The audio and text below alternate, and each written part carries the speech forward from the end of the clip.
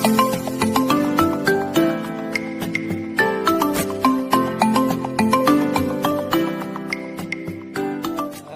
ada Pak Ujang. Ya ini sedang review ini nih hasil pencurian nih. Ya. Banyak di sini mungkin teman-teman nggak sadar nih yang di kelas reguler, kelas jadi nih. Ada yang benderanya merah, ada juga yang ditempelin hijau. Tapi bendera dari ininya dari panitia tetap ditempelin merah karena skornya 2-1. Ini yang satu nih. Oke, sahabat bonsai semua nih, di sini Kota Bandung nih. Ini ada yang menanyain ini kok katanya base in class. Nah ya, kenapa nih Jadi alasannya? gini, base in class di ukuran kecil. Ya, Kebetulan di Bandung itu tidak ada base in class per kelas. Jadi per kelas itu ada 3 ukuran. Small, medium, large. Kebetulan di kelas yang small ini memang kualitas kurang, tidak ada yang menonjol. Kami kemarin itu 3 juri itu sangat alot sekali, milih yang itu bagaimana, milih yang ini bagaimana. Ternyata kita menentukan ke sini. Hanya ini tuh bukan berarti base in class pohon itu wah udah jadi sempurna, udah tidak ada koreksi, banyak yang harus dikoreksi. betul. Cuman emang kalau gerak dasarnya bagus ini. Jadi gini, di sini kelihatan geraknya lebih dinamis, ada sedikit pelintiran twisted ya. Kenapa cabang itu sama kasusnya dibikin gini? Ya kan? Ya Pak. Mestinya si cabang ini dibikin juga sama dengan ini. Ini terlalu berat di daun. Tapi dibandingkan yang lain masih mendingan gitu Pak. Karena kita begitu lihat juga. Yang pertama kita lihat itu kan penampilan. Cenderung lihat ke objeknya, ke gerak dasarnya. Yang lainnya baru sebagai apa ya. Bukan nggak penting, itu juga penting. Bikin dimensi, garis komposisi. Cuma dibandingin yang lain kemarin pilih-pilih ini lebih masuk gitu kan. Ini kan. Karena ini pohon juga, saya selalu menilai kalau pohon itu ada 2 pohon yang bagus. Saya pasti menilai pohon yang tua dan kesan tua. Ini pohon lama di pot. Dan memang ini tua apa kelihatannya Pak? Betul, dan ini pohon lama di pot. Lihat dari kambium kulit ya yang udah nutup. Kemudian ini kelihatan pohon lama di pot itu. Betul Pak. Baru pohon yang baru di pot biasanya ya kelihatan sekali, kelihatan itu labil. Cuman ini pot juga masih tidak cocok sebetulnya. Potnya tidak cocok Pak. Potnya Harusnya ini, nah oval oval. sekalian ya. Terus Pak. ini dibikin lagi gradasi juga nih, sap-sapannya dipertajam. Nah kalau ada teknik sargenti, ini kalau mau pameran, biar ini dan ini tidak nyambung. Nah ini mohon maaf memang yang punya dicabut-cabutin, jadi kelihatan berkelompok. Nah nanti kebuka ruangnya. Kalau ini kan lihat dari jauh kelihatan bulat, Iya betul. ya kan? Jadi harus banyak juga dikoreksi, walaupun bendera 3 apa base in class. Bukan berarti pohon itu udah maksimal, perlu perbaikan. Sama ujung ini ujung ini masih tegas, ada lidahnya, ini kelihatannya bulat, Betul Pak. ya kan? Betul Pak. Ya kita nyari yang terbaik dari yang ada ya kan juga agak gampang gitu kan. Sebetulnya di small ini agak sedikit ini kualitasnya nggak ada yang mencolok lah. Rata-rata ini pameran kualitasnya bagus, tapi tidak ada yang Wow banget. Ya. Siap, makasih Pak Ujang atas waktunya. Terima kasih. Keseimbangan itu yang kayak gimana Pak? Keseimbangan apa? Keseimbangan kan banyak. Iya. Ada keseimbangan dibilang keseimbangan visual. Iya. Keseimbangan visual itu keseimbangan penglihatan. Itu ada beberapa faktor. Satu diantaranya letak mahkota terhadap batang. Iya. Maksudnya kalau sekarang gini, ini seumpamanya gini, ada pohon kakinya dominan di sini, terus mahkotanya dia itu larinya ke sini. Kemudian cabang yang dominan nanti sebar sini. Dikit ta menurut mah. Tengah reunahnya. Coba mun kieu tah. Beda. Jadi sebetulnya di bonsai itu bukan muka ya, bukan depan. Sok ieu nya ayeuna ya. Mukana mana ya? Ieu nya. Iya. Coba bonsai kieu. Mukana mana? Pinggir. Iya. Jadi sudut pandang. Jadi amun kalau dipoto lah seorang dipoto. Iya. Jadi kan emang lazimnya orang-orang itu teman-teman kita itu udah terbiasa oh mukanya depannya mana. Kadang-kadang kita bercanda mukanya mana coba aja cium saya bilang.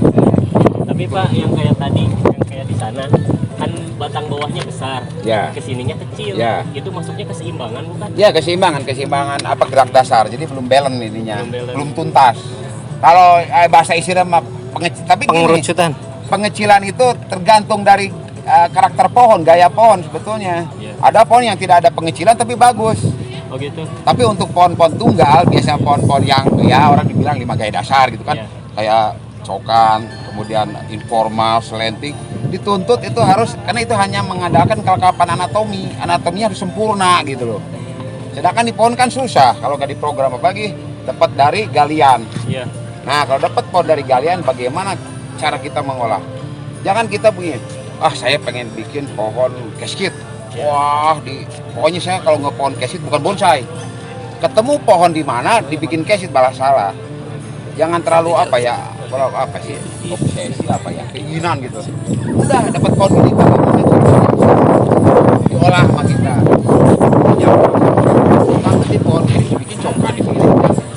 Ya, kita lihat konteks pohon bagaimana sih.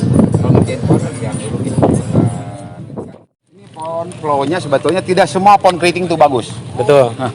Malah kadang-kadang tambah ribet. Kebetulan ini masih oke lah, masih bagus. Hanya untuk pengerjaan nanti ini ritmenya nggak kena Pak.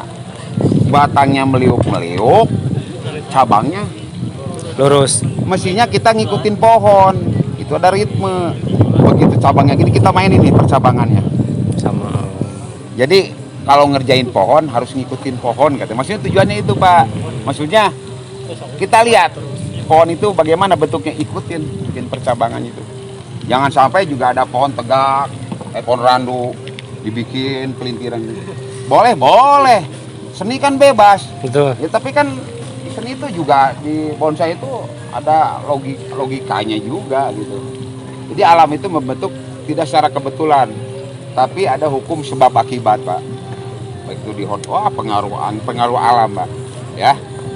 Ini hanya ininya aja nih. Jadi dalam penilaian prospek ada komposisi sederhana, termasuk juga percabangan. Kalau konsepnya baik, kemungkinan bisa naik lagi. Tapi ini sih sebatangnya cukup lumayan lah, cukup baik.